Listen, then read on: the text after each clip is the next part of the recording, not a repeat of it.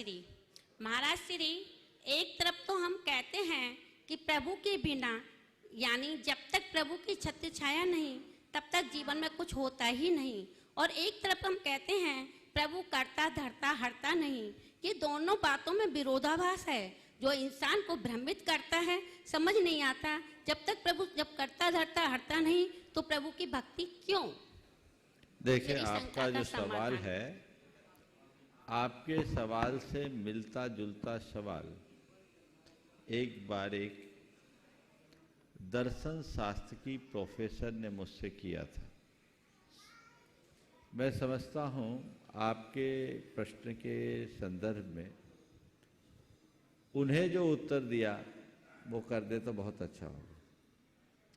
उन्होंने मुझसे एक दिन कहा कि महाराज श्री, मुझे जैनों की सब बातें अच्छी लगती है, पर एक बात समझ में नहीं आती, वो ईश्वर को तो मानते हैं पर ईश्वर के कर्तृत्व को क्यों नहीं मानते? जो आपने बोला,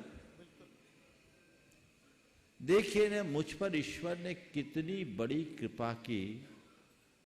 मेरे पति की दोनों किडनियां खराब हो गई थी, ईश्वर ने उसे ठीक कर दी। मैंने कहा, बहन जी, यदि यही बात है तो मुझे आपके ईश्वर पर संदेह है। क्या? मैंने कहा, अगर ईश्वर को किडनी ठीक ही करनी थी तो खराब क्यों की? फिर उन्होंने कहा, महाराज जी, यदि ऐसी बात है, जब ईश्वर कुछ करता धरता नहीं तो आपके यहाँ ईश्वर की पूजा क्यों होती? मैंने कहा, आप दर्पण देखती हो? बोले, हाँ देखता हूँ, देखती हूँ। क्यों देखती हो? इसलिए कि चेहरे में कोई दाग धब्बा ना हो। तो मैंने पूछा, ये बताओ, क्या दर्पण आपके चेहरे के दाग धब्बे को साफ कर देता है? ना ना, दर्पण हमारे चेहरे के दाग धब्बे को साफ नहीं करता। दर्पण देखकर हम खुद अपने चेहरे के दाग धब्बे को साफ कर लेते हैं। समझ में आ गई?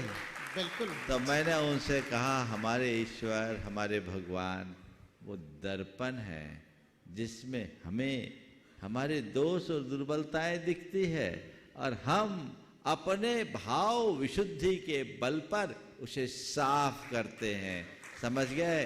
तो करता धरता नहीं है, पर मिलता सब कुछ है। समझ गए? चलिए। नमोस्तु गुरुदेव, नमोस्तु गुरुदेव।